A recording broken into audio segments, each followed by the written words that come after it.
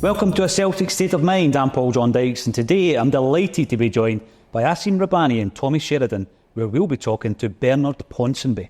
Bernard Ponsonby, thanks for joining us at Barra's Art and Design. You're recently retired, am I right? That's correct, yes. How are you finding that? It gives me more time to watch Celtic podcasts and watch Celtic on YouTube and games that, in the mists of time, some of which I'm so old I even was at. I remember, I was just saying this before we got started, seeing you quite a few times in the North Stand upper. You were saying you've had a season ticket there since we rebuilt the stand, haven't you? Yeah, in 1995 I got 2 season tickets, one for myself, one for my father. The first game, which people may well remember, was a pre-season friendly against Newcastle United. They were still tarmacking the side of the North Stand at the time, and Fergus only got the safety certificate on the morning of the game. Kevin Keegan was managing Newcastle.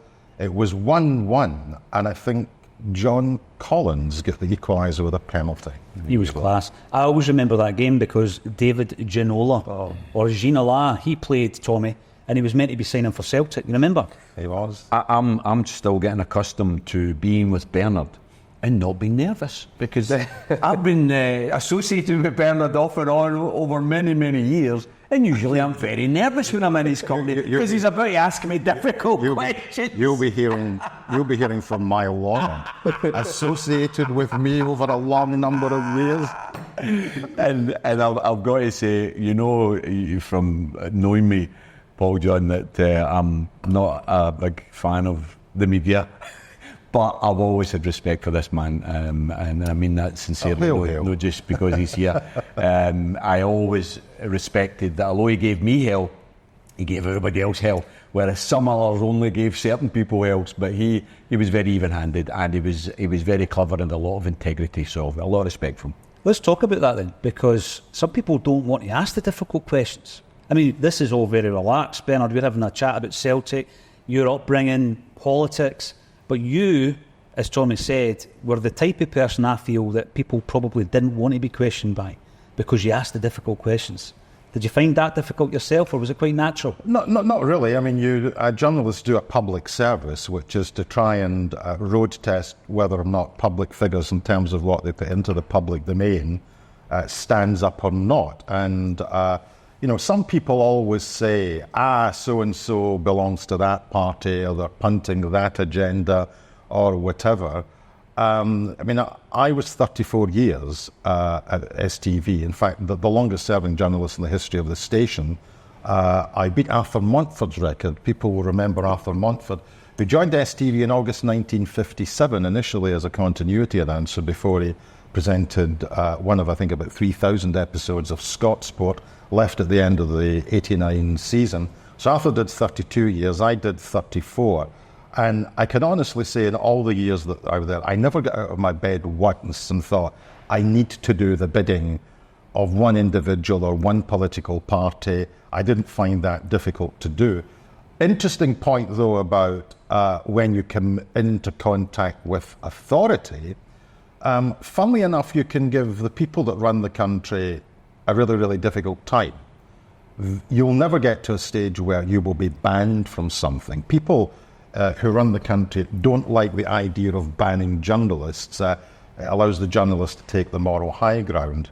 Very often the culture that percolates around football clubs, on the other hand, is much more restrictive, and it is not unheard of that major football clubs ban journalists because, as I sometimes say, the term sports journalist is a bit of an oxymoron, partly because if there are issues to be flushed out, in my experience, sports journalists play very, very cagey with how they frame a question in terms of it might lead to them getting banned. Yeah, well, now Bernard's retired, we should get him along to the next podcast fan media at the Celtic Festival. Imagine that, Acsom. Here's the hidden weapon. Bernard Ponsonby to ask all the difficult questions. But I don't think the Scottish media, Tommy, asked enough questions during Rangers' downfall. They didn't. They didn't ask enough difficult questions until it was too late. Listen, there was too many of them were in with the brickwork. Too many of them were worried about not getting the free tickets and getting the invites to all of the various events. Too many of them were dyed in the wool.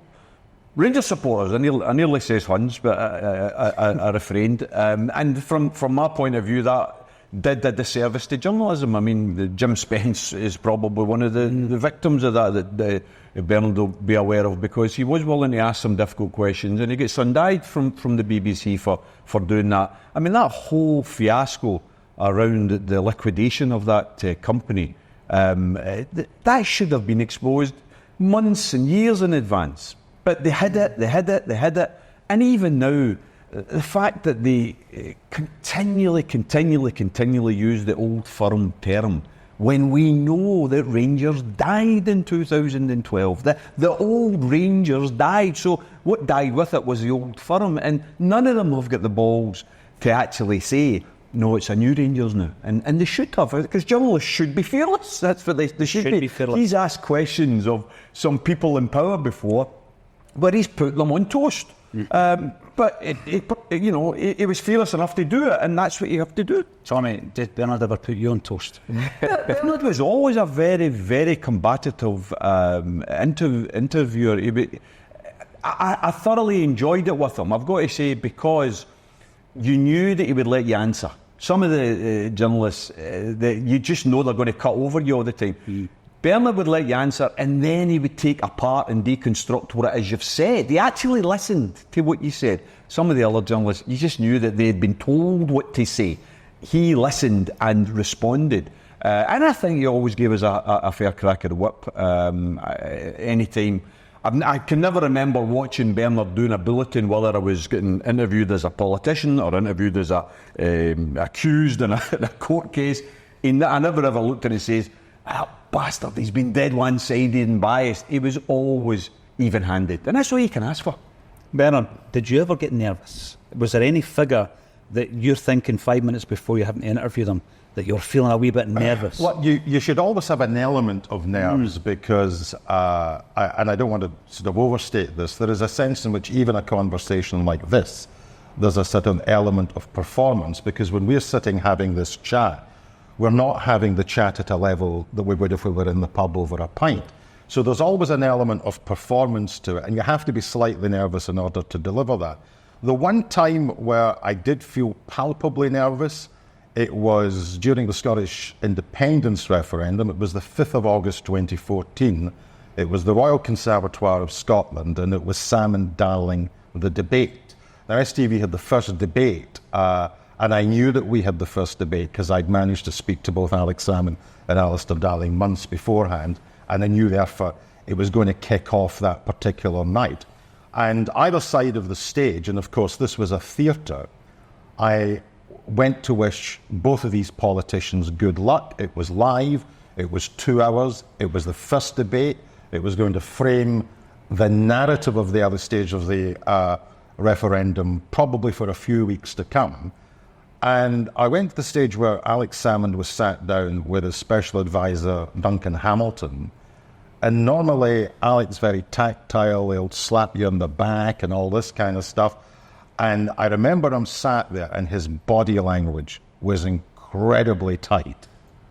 And I thought, he's nervous. And I wished him all the best, went to the other side of the stage where Alistair Darling was, and he was like running on the spot as if he needed to go to the bathroom. And the only thing he said was, how long have we got? How long have we got? I said, we've got a minute and a half on air. And I thought, he's bricking it as well. And then I thought, I better get nervous. Two seasoned major politicians who have done all of this before, who are actually very, very nervous. And it was like with a minute to go on air, that's when I started to get nervous. And that's probably the most nervous I've ever been. Well, what you said there about nervousness being a good thing, just recently I watched Roy Keane talking about it, and he said if a player didn't get nervous before a game, he didn't trust them. He didn't trust the player. Because he said that it means you actually want to win, and it means something. I see. if you've got the nerves and you're getting a wee bit rattled before it. And then I think you can perform almost outside of yourself if you've got the nerves as well. There's a heightency of your senses in many ways, isn't there? Yeah, I think it speaks to, like you say, how much someone really wants something. Because if you're not nervous, then you're maybe too casual about it, and then that will reflect in the performance. But at the same time, you listen to strikers sometimes talk about being ice cool in front of goal and how that helps them. Where you've just got that persona where you're just totally not nervous, and that's what helps them be a brilliant finishers. So I guess it works two ways as well. But I was going to mention, you spoke about, sports journalism, and the same obviously in your field. Is it difficult sometimes if you've got your own views on things to keep that neutral aspect? Obviously that's part of the professionalism of it, but is that one of the main challenges sometimes, whether if you're a sports journalist or if you're in politics, not to let that interfere in your questioning? No, I mean, I just took the view that you put your own personal politics aside. I mean, I never really covered terribly many sports stories, but again, I would have put my own footballing preferences aside. I mean, I was recruited to STV by a chap who died fairly recently, David Scott. David Scott was a huge figure in the history of not only newspapers in Scotland, but broadcast as well. There probably was actually no bigger figure in the 1970s and the 1980s than David Scott. And David really, and he was head of news sport, the controller of news sport and current affairs at STV. And his ideal situation would have been for all of his reporters to be banned by political parties, banned from the government, and banned by every football club, because the essence of journalism, in a sense, is to put into the public domain some fact or some issue that somebody in authority, whoever they are, would prefer you didn't know. And that, by the way, applies just as much to football clubs as it does to governments. We're talking politics, we're talking football, and I've got to bring this up, Bernard, because I've seen an image of you as a young boy with Danny McGrain, right? You were the Celtic boy in the Celtic View, weren't you? You were one of these fans that had that. It was 1975, and we played a pre-season friendly in 75 against Derby County. We won 1-0. It was Johannes Edvaldson's debut that day because he had been signed from the Icelandic team after Billy McNeil retired after the 75 Cup final, the 3-1 game against Airdrie. And we were making our way up Kerrydale Street when they stopped me and said, "Would you like to be the Celtic boy?" And of course what that meant was that you got your picture taken with your favourite player. And everybody in those days, if you got the Celtic View, every single week it was a Celtic boy with Kenny Dalglish. Every single week. So I sort of said Danny McGrain because I didn't play much football, but I tended to play right back because it was easy to hide. And Danny McGrain was my favourite player. We got the picture taken. And in fact, and this was an absolutely fantastic touch, when I retired, I got an email, and it was from a Lorraine McGrain. Now, I knew this was from Danny's wife, right, because I knew from reading papers years ago that the spelling was not Lorraine, but Lorraine. And what is your address? So I sent her my address, and about a week later, I got a card with the picture from 75 inside and a little hand-scribbled note from Daniel Fergus McNally. That is tremendous. What a touch of class. Absolutely. What age were you? 12? 12, at that time? Yeah. Because, who are you picking at 12, Wasim? So if you're outside the stadium and a photographer for the Celtic View Cup, who are you picking as your star man? It was Henrik, wasn't it, for me? Good choice. It was. It's funny you mentioned that because my dad's kind of similar age to both of you guys, and Thanks a lot. and we were talking earlier as well. We were talking earlier in the week when Matt. No. You'll be getting a letter for his lawyer as well. The two options. Waldorf and Stadler. We were talking about Matt O'Reilly leaving and the heartache of last year. It was Jota and Matt O'Reilly and Kieran Tierney years before. But for me, nothing compares to how I felt when Henrik left. And then I think I put it on Twitter and my dad responded, "That's still nothing compared to when King Kenny left." So for him, that was like you said, probably for a lot of people of that generation, King Kenny was the one. But Danny McGrain just shows you the impact he had as well. I mean, it was. I mean, I remember the Dalglish transfer and being upset by it, because if you recall, Liverpool transferred Kevin Keegan to Hamburg for 600,000, and I thought, well, if they'll get 600,000, we should have all of the 600,000. But Dalglish went for 440,000, and it was, in some respects, it was a very, very pivotal transfer because. I mean, Celtic, people forget, were still making the semi-finals of the European Cup in 72 and 74.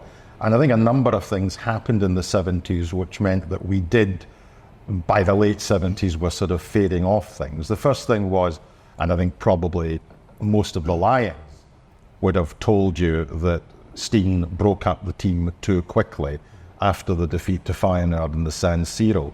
The other thing was that we lost a number of players. We lost David Hay to Chelsea. We lost Lou Macari to Manchester United. We lost George Connolly to football. And had you kept Lou Macari and David Hay and George Connolly, and remember Danny McGrain was out for a season back then, and Dalglish as well, with some of the Lions who were probably transferred too early, there's a strong argument for our presence in Europe would have hung around a lot longer than it did. And I mean, after 79, apart from, we won 2-0 against Real Madrid, goals by Johnny Doyle and George McCluskey. The knowledge, by the way. I could acknowledge. But we lost the... We lost 3-0 and then it's on it. But we hit the bar. We hit the bar at nothing each. Charlie Nicholas hit the bar. I remember that. Well, you were pal with Frank McGarvey, who was at the game. He didn't play, but That's he was right. in the Bernabeu. But you're mentioning a team there who collectively were called the Quality Street Gang, Bernard. And I think when you then speak to them, there is this deep regret that although we were getting to the latter stages, there could have been a second star on that crest. I mean, I've looked into that period because it must be a deep regret for fans who saw it. You were at both semi-finals, weren't you, against... Yes. My worst experience of a football ground was a quarter-final against FC Basel. We lost 3-2 in Switzerland, despite the fact Paul Wilson opened the scoring. Kenny Dalglish equalised. We won 3-2 over here, and Steve Murray scored the goal in extra time and put us through to the semi-final.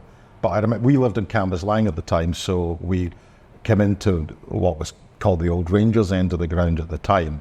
And that was the first time I think I ever left a football game actually pretty scared, because if you remember in these terraces, you had barriers, but the barriers weren't at every stage of and when we scored, everything moved, and if you're a kid, that was pretty scary, but that was par for the course back then. It's interesting how people look back so fondly on the old terrace days, but there was that element of danger because the stadiums weren't well maintained. Bernard, I remember a similar thing.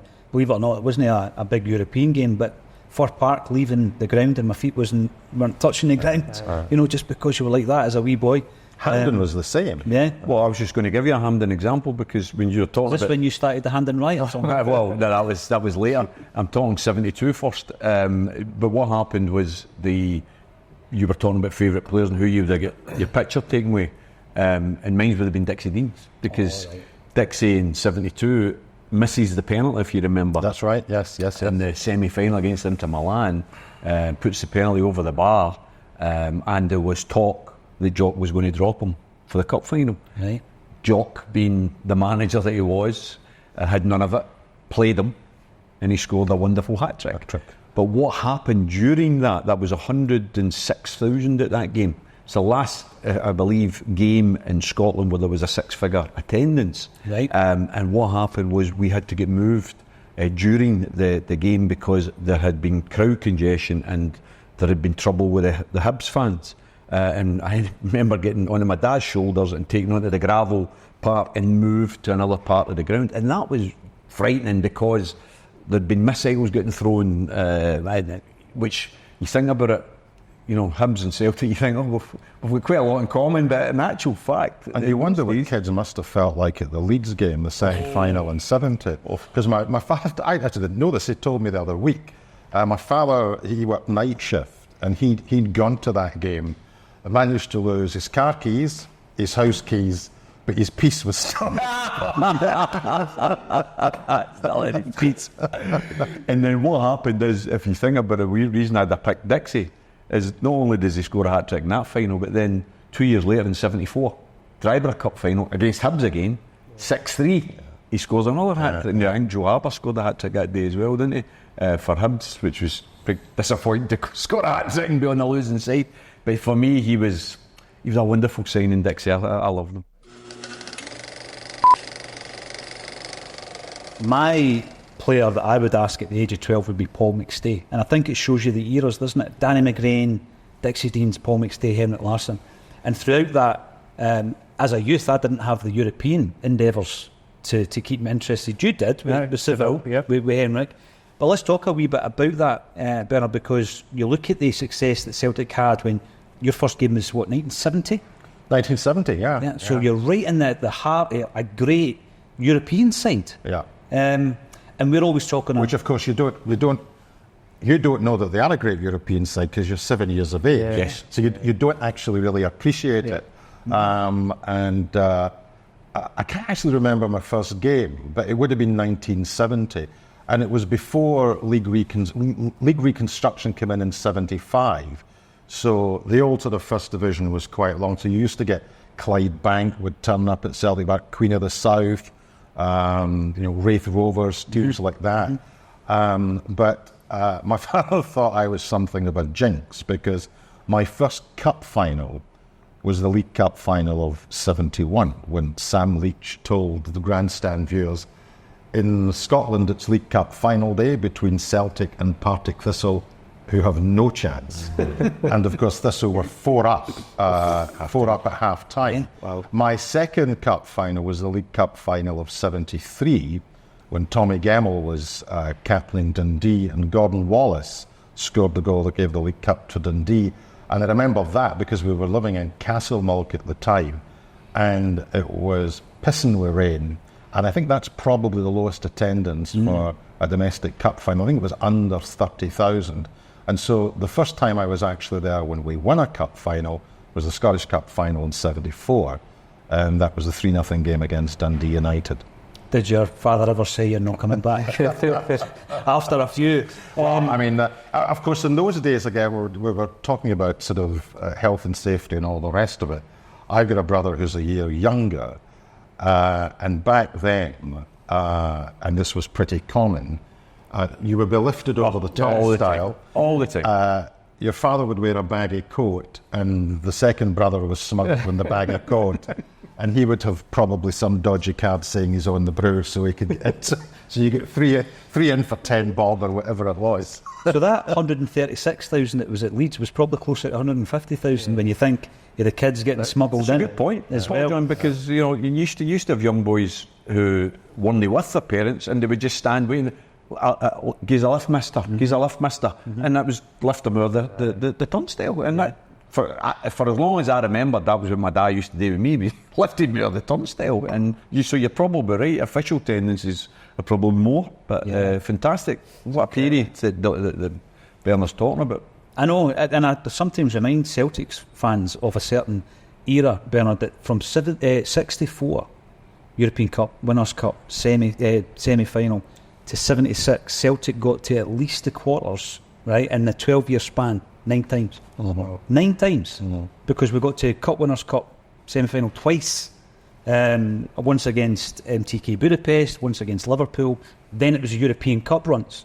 2 semi-finals, 2 finals, quarter-finals. It's incredible, sensational really. But you mentioned Castlemilk. Now, I'm a Fifer, right? And I look at Castlemilk and I look at the amount of footballers that area produced, the amount of musicians. What is it about one wee bit of this area of Scotland that can produce so much talent, Gernot? Well, I think it's...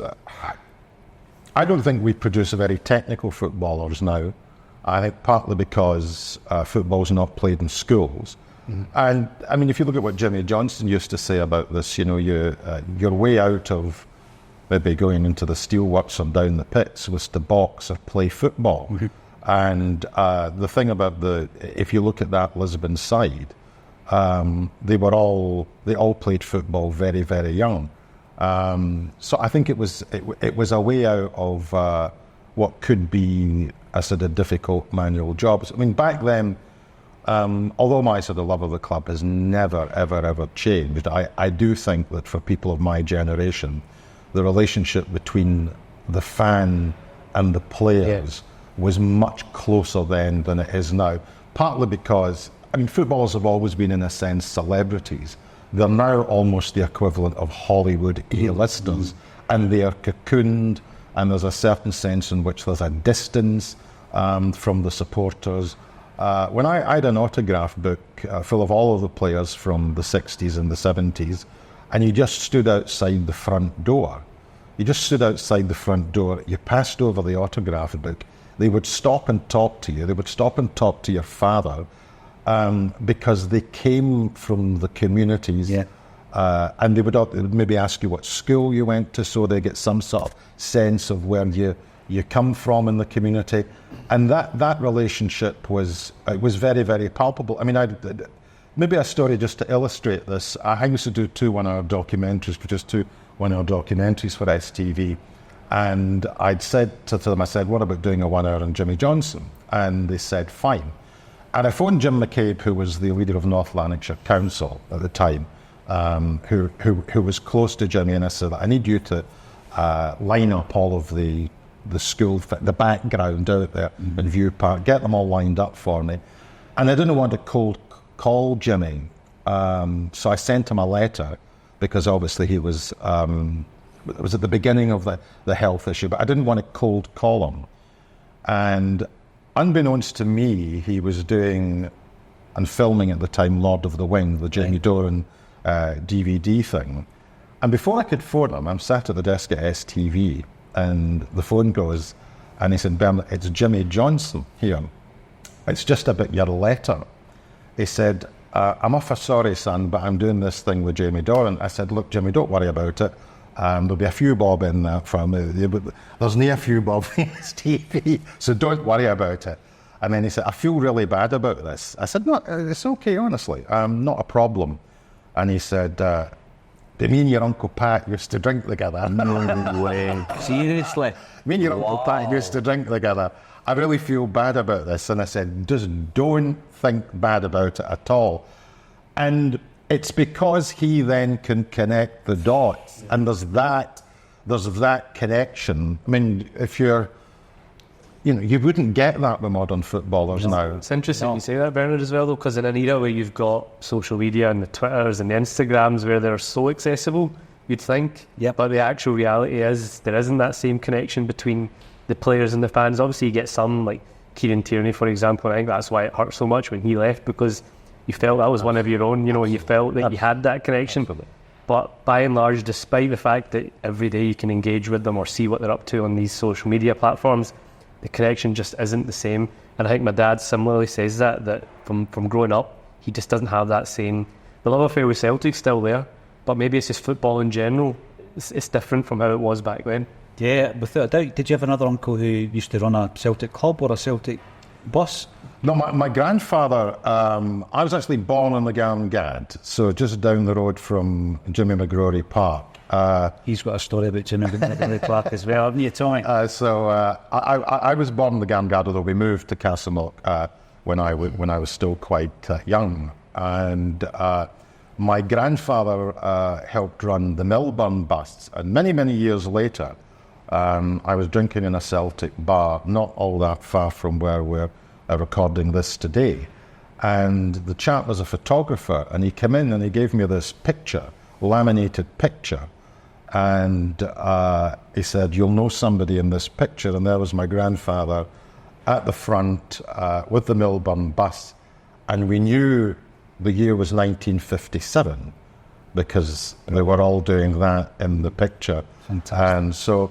And in my family, all of my cousins were I think, demented with the Celtic, including all of my female cousins. All of my female cousins. There was never any distinction in our family about football was for boys and not for girls. And the biggest change, apart from the comfort of a seat and health and safety issues, the biggest change in the years that I've supported Celtic is the number of women that you now see at the game. And in some respects, what a scandal. What an absolute scandal that people that felt the same way as the club didn't feel comfortable, because back in the day, and I used to stand in the jungle, the language was pretty industrial. Along with never mind the language, the urine in the back of the leg was even worse. I thought it was a myth. I thought it was a myth until my dad started taking it. That was meant for the language. I used to run out of bloody cups and cans, and There's a great picture in my first book of the first Brian McLaughlin as a ground staff member at Celtic Park sweeping the terraces. And I'm talking thousands of tins and bottles on Monday. This is the original Brian McLaughlin. The one that was tackled by Willie McVie at Clyde. And encyclopedic knowledge. That's tremendous. That's him. They called him Super, didn't they? Yeah. And they reckon he would have been as good as Kenny Dalglish as well, had he not had that terrible injury. But yeah, and I spoke to players who said there was 2 skips outside Celtic Park every Monday morning, full the empties. So it wasn't really the environment, Bernard, that you would have wanted to take. Say you were courting someone at the time, you wouldn't want to take them to the game because guys peeing where they were standing, getting bevied, the industrial language. Even in the beer cans, there was no ring pools in those days, so they had a little thing which they put in the top, and then some of them would try and pee in it, and some of them would save it unsuccessfully. Some of it they would save it for the linesman, and there was always some old bloke in those days, normally always in a sort of brown jacket and a bonnet, who was selling macaroon bars. Macaroon bars. Macaroon bars. And the a la carte offering was rolls and spam. A la carte. See what you missed, Assie, being a young pop. You've missed all this. But doesn't it, Paul John, put into perspective this whole legendary status of the 67 team? Because you see that 20-mile radius stuff about the fact that you've won a European Cup with a team that's wholly home built. I remember seeing a recent statistic about the cup final, the 24 cup final, which said that only 3 of the starting 22 players were Scottish, whereas I think it was 20 years before, it might have even been 30, only 3 of the players weren't Scottish. And from the point of view that you're making about relations and connections, unfortunately, obviously, Henrik hadn't came, we wouldn't have had that beauty, but our football became so internationalised, and it does pain me that we don't produce the same level of Scottish players. And you have to remember that in the 60s, Dunfermline beat Valencia, Kilmarnock was playing Eintracht Frankfurt, Dundee was a serious outfit, and to that extent, winning the league back then was a much tougher proposition than it is now. Well, Bernard, I wanted to say this earlier to illustrate exactly the point you're making. That game you talked about, Inter Milan 72, the same night in the same city, Rangers were playing the European Cup Winners' Cup semi-final. They were playing, I think it was Bayern Munich? I think it was Bayern Munich in the return leg. And it was incredible. The city of Glasgow was hosting 2 European Cup semi-final games. Now, they won that one because that was the year they went on to win the Cup Winners' Cup. But imagine that nowadays. Never see the likes again, John. Sad.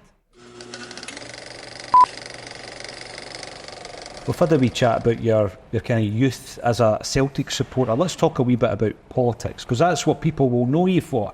And when I look back to some things I was watching online which blew me away, the Govan by-election of 1988, Bernard, and Labour at that point was a certain Bob Gillespie.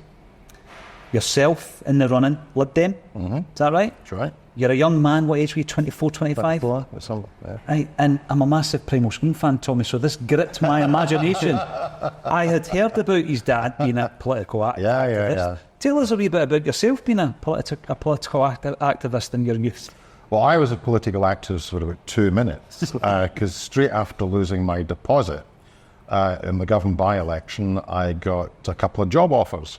One from STV, but they said it will be a year away, and eventually what happened was that the BBC came in and offered me a job first. So I freelanced with the BBC for about a year and a half before I eventually went to STV. The interesting thing, although that election was quite sort of historic, at the time Jim Sellers won it with a swing of 33%, which was slightly less than Winnie Ewing's win in Hamilton in November '67. And Jim was a very, very formidable politician, as Tommy will know. And a bit like Tommy, Sellers had a remarkable ability to, through the power of rhetoric, move an audience. You could actually feel an audience gravitating towards him with the power of his oratory. And of course, he won in '88, but lost in '92. But getting back to Bob Gillespie, who was made to carry the can for Labour's defeat in that by-election, I got to know Bob after the election. And when you're fighting elections, you can be quite cheap in debate. You can be really cheap in debate. I remember sort of saying I didn't understand a word he was saying. He was completely and utterly incoherent. There's a sense in which you play to the gallery. Mm-hmm. And I remember looking back on it and thought, it was cheap, but it's what happens in elections. And a good man was produced in that election, a good man, because I got to know him well. He was a man of the Labour mainstream. He was a good trade unionist. He was an effective negotiator. And in some respects, I think he would have made the best MP of all the candidates. I was just there to make up the numbers. Jim was a national political figure. Bob only wanted to be the MP for Govan, and I think he would have been a good MP. Now, I've got to endorse a lot of that because Bob was in the wrong place at the wrong time. I knew him from his Sogat days, his trade union days. Brilliant negotiator, brilliant organiser, a great working class intellect. Some people try to, as you say, traduce him, make out as if he was some sort of a Dumbo. Far from it. He was a very, very clever man and with a lot of integrity. My only problem here is I'm worried that I'm not going to get a chance to raise something with you, which I don't think I've ever raised with you, and it was his favourite ever interview, Paul John, if you don't mind, because I was in prison at the time when you did it, and I don't know if you remember it, but I had won an election from prison, and I'm trying to remember who it was that you were interviewing where you said about the telephone boxes. Let me just, Pat Lally, Pat Lally was, I think the question was, you said that Scottish militant Labour couldn't get enough votes to fill a phone box. Why were 2,000 phone boxes in Pollock? I think was the question that I asked Pat Lally. But here's I've now just remembered this swine here. I've now just remembered this. He had a mobile phone the size of a brick in Saughton Prison. I'm not going to ask how it got in there, but which was an STV phone.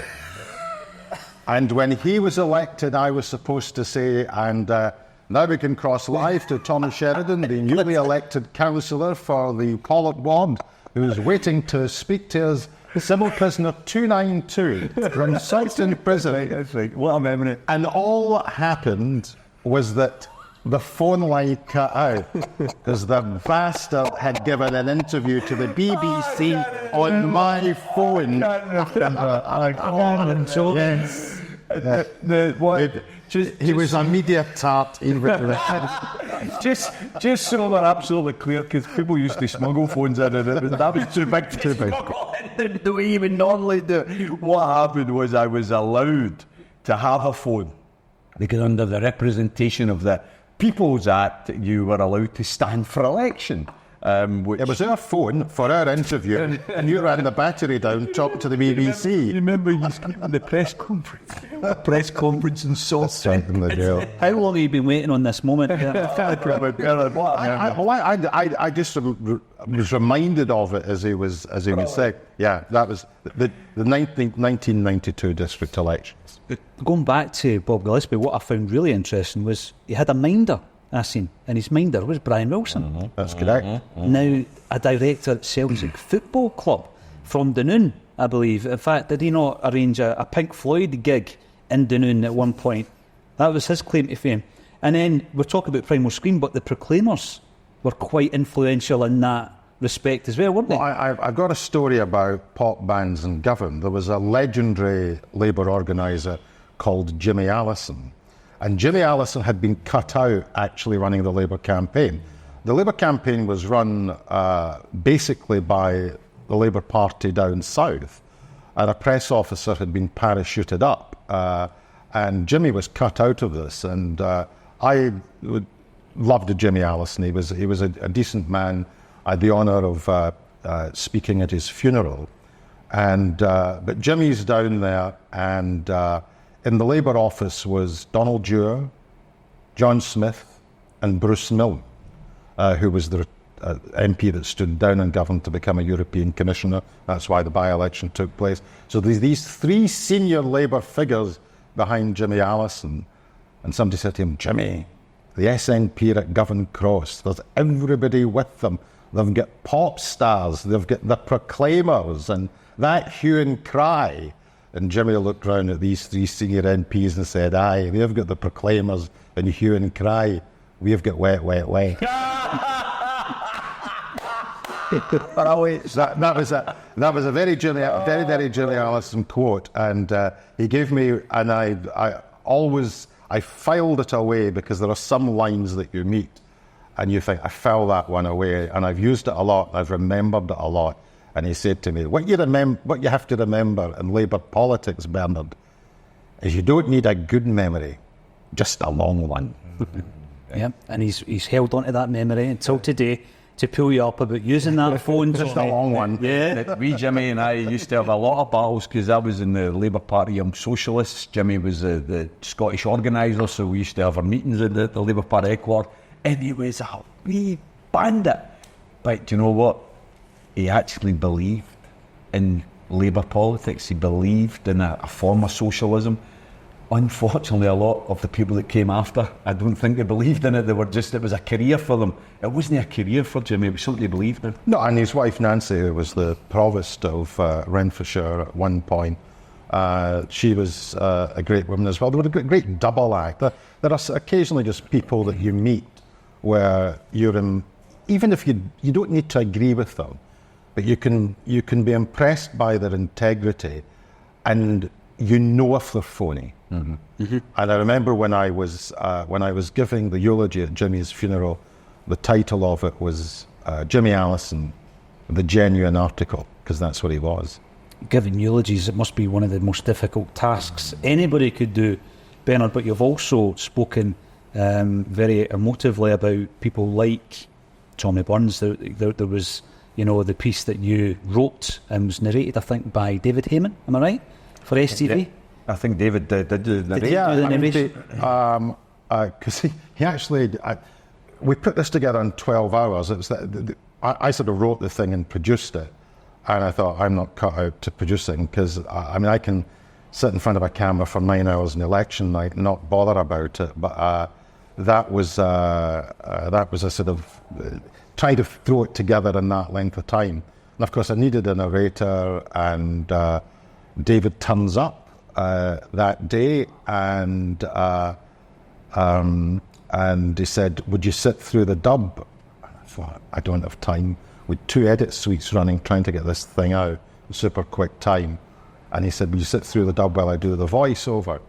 And David Heyman is a smashing bloke, a spirited charity. I was along visiting that the other week.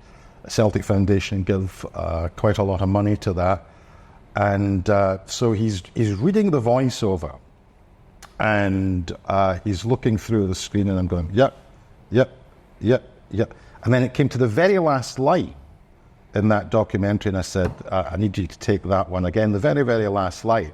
And he said, that's why you're here, because they're your words, and you have a view in your head about how it should sound. The last line, it was along the lines of, above all, he was a humble man. He had the kind of attributes that make good men great.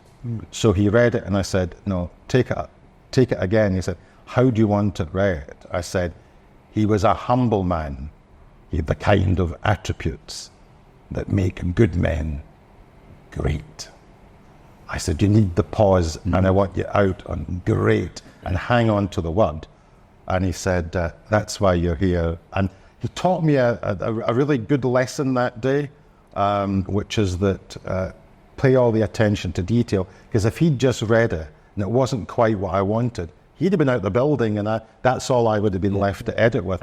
Complete pro. He did actually say to me, I didn't know you were a Celtic man. And I said, I was born in the Garden Gad. As well as your mother's milk, you get a Celtic scarf. That's what happened. I said, and I didn't know that you were. And I think his family background was the other side of the city. Right. But I think David's choice of supporting Celtic was because he liked the package, he liked the background, he liked the values, he liked how it spoke to people out with Glasgow. That always intrigues me when someone makes the choice, rather than being born into a family of generations of Celtic supporters. Someone actually says, no, I love what sometimes the politics are, or the identity is, and the culture is of this football. Yeah, we were speaking about that, the Bobby from Still Game.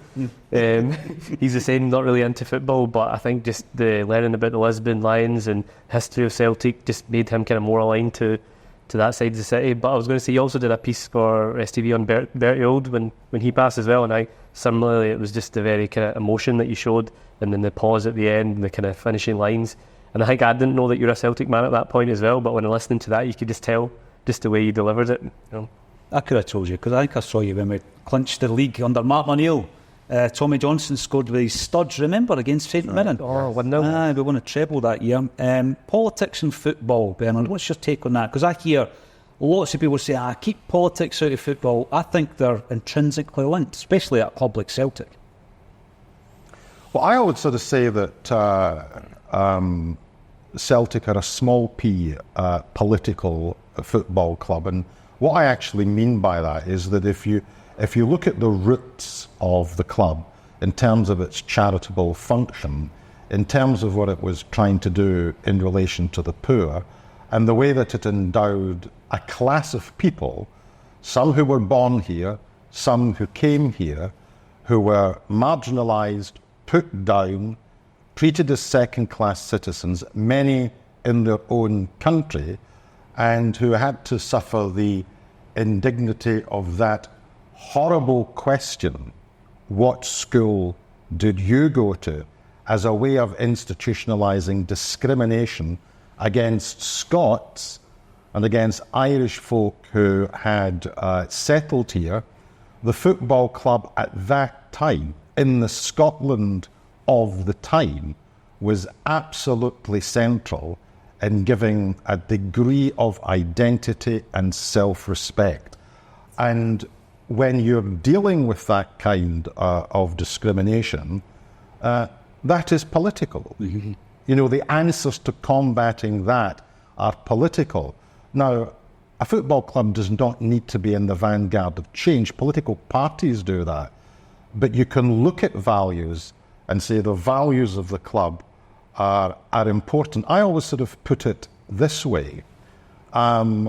We have new Scots in our city and our country now, many who have come here from abroad, many who are fleeing persecution, many who are the subject of discrimination once they get here. They're the new Irish. They are the new Irish in this city and this country. And the values that founded the club should speak to them, which is why many people who settle here, who don't come from an Irish background, who don't come from a Catholic background, who are not part of what you could call the traditional firmament gravitate towards it because there is something in the message. There is actually something in the mystique of the club that draws them in. And I would never want the club to lose that identity. Do you feel they are? Because we spoke about it at length, and I've spoken about my dad quite a lot in this episode even, but he's a big factor as to why I grew up supporting Celtic, why my brother grew up supporting Celtic to the extent that we do, and why we pass on the message of Celtic to non-football supporting friends or to people who support other clubs, and they always ask, what's this affinity you've got with Celtic? And it all stems from, as you say, the values. Growing up, my dad, he came here in the 60s, aged about 5, and as you say, it was that he was just felt welcomed by the Celtic fans around him, going to the games. He almost felt he was one of them, whereas wider Scottish society at the time didn't make him feel like that. He got that sense of belonging from going to the Celtic games growing up, and he's passed that on to me, and likewise to my nephews and others in the generation. And I think that's so important, and that's why it pains me sometimes when I feel the club tries to distance itself, because I do think politics and football go hand in hand. It's a vehicle for people to share their views, share their support for others who are in similar situations. We go back to last season, the whole debate over the Palestine flags and things like that. It's why Celtic fans, despite being asked not to, still, that Atletico Madrid game, still wanted to show their solidarity and their support, because they can sympathise and relate to the struggles that these people are feeling. And it's something I'm quite passionate about, and I just hope that's something the club don't lose, because I think it's fundamental as to what makes Celtic great. It's an exciting time to be a Celtic supporter, more than normal, to be fair. We're in a transfer window, we've got Champions League draws, and we've got the Rangers game at the weekend. Bernard, tell us, how happy have you been with this summer's business? Are we ever happy? There is an interesting thing about the emotions of a football support. I think we were 2 or 3 days into the window, and I was reading stuff online about they're sitting on the money, they're not doing this, they're not doing that. If we take what Brendan said after the St Mirren game last week, he expects the squad will be stronger. He expects additions.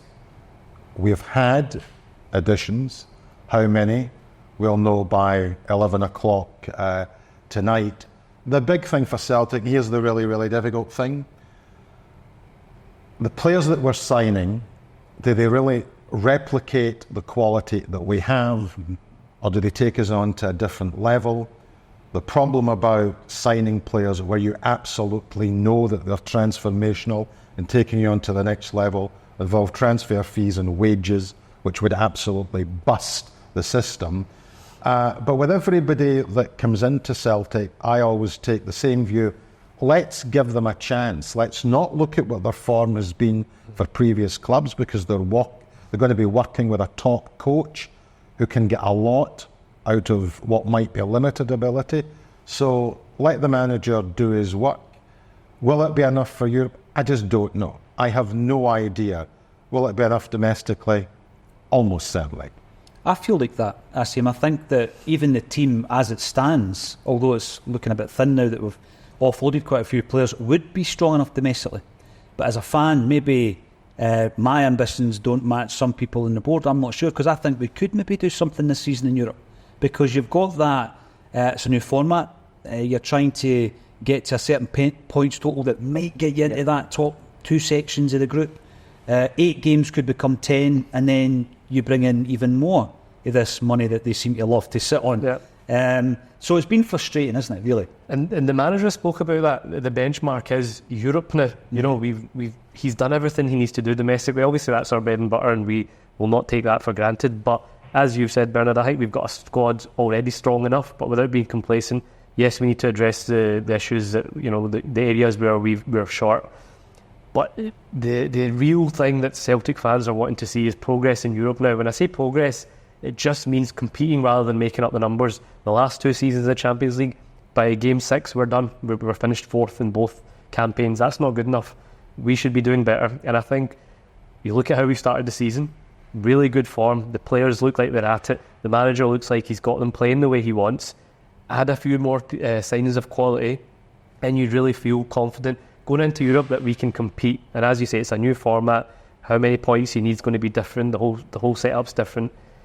I think a lot will be told in Rodgers' comments now once this window closes, because I don't think he'll mince his words if he's not happy. You've seen that after St Mirren. He said, I know what I want. He expects to be backed and he expects the squad to be stronger.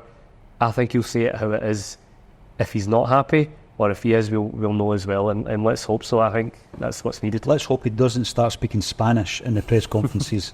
See, the thing I love about Brendan, it's almost as if he gave them the autonomy almost to sign the players last summer, Tommy, and now he's saying, actually, they're not good enough. I'm going to get rid of all the guys. You're going to do it my way. I'm not even sure, Paul John, if that was the case. I just wonder if a lot of what happened last summer was already in the system and it was too late to stop it, because quite clearly they weren't Brendan's choices, they weren't Brendan's players. And I think, I've said it already, and Brendan we trust. I just feel that the guy is somebody with integrity, and he's somebody who I think does believe in Celtic, and I think he does want to take us to another level. Mm-hmm. I think he's come out more as a Celtic manager than I've heard Celtic managers come out in the last couple of decades in terms of this whole issue of signings. And I think by the end of tonight, I'm going to put my heart on the table and say I think we will be a stronger pool, because I think we will have, by tonight, signed another 3, maybe 4 players. He knows we need to strengthen in the areas that we've talked about, and I've got to say to you, it just shows you how little the media knows. Because see all the guys that we're talking about now, nobody was speculating them, nobody. They've all come out of left field. So what does that tell you? That tells you what was going on way in the background without anybody knowing about it. And that gives me confidence that we'll get them over the line. It's good that we don't have leaks. Now, Brendan's become a bit of a spokesperson. I'm going to ask you guys to wrap this up. I want a prediction, Allison. Give me a prediction for the Rangers game on Sunday. Oh, yes. I think you couldn't have asked for a better start to the season. I think we're in really good shape. They obviously won last week 6-0, so they'll be in a bit more better confidence than they would have been a week or two ago. But I just think Celtic Park, full house, hopefully on the back of some extra signings, like you say, the Champions League draw, the excitement that comes with that. I think the place will be bouncing. I think if we start the way we've started every game so far this season, early goals, good tempo and intensity, I think it could be another one like that, a 3 or 4-0. I know that's quite a bold statement, but I think if we're at it, and that's what I'm hoping for, I think I'll go 3-0. I agree. I think if we did click into that form and the momentum that we've shown as well, I agree that we could do that. I'm going to say it's going to be KJ, 1-0, Liam Scales. Right. Guys, I tell you what they have to do, and I'm sure Brendan will be absolutely drumming this home. They need to win every personal battle out there, because it's going to be a fight. They're coming, and they're hurt right now. They're hurting badly right now. They're going to come. They're going to be physical. They're going to go over the ball. They've got officials who, let's face it, are Rangers minded. Let's call a spade a spade. So as Jock used to say, if you're good enough, it doesn't matter who the referee is. We need to be good enough. We need to be better on Sunday. If we win the personal battles, we'll win 2-0, going on 3 or 4, because we've won 2-0 in the past, and it's been going on 3 or 4. I think we'll win 2-0 on Sunday. Last words to yourself? Well, I mean, I always think that Rangers do not adapt well to the Celtic Park crowd. The last couple of seasons, at no point in any of the fixtures have I been at the edge of my seat thinking, we're not going to do this. We can adapt to a hostile atmosphere at Ibrox, and have proved that. There's a big psychological test for Rangers at the weekend. I still think if the game is played at the right tempo, better technical footballers always win through. I expect that we'll win, and I expect that we'll win 3-1. Excellent. I hope we're all right. Thank you very much for joining us on a Celtic State of Mind. Cheers. Rowing, sir. Thank you. Cheers. Thanks for joining us at Barra's Art and Design for This Is Acsom. What an interview with Bernard Ponsonby. Join us next week for This Is a Celtic State of Mind.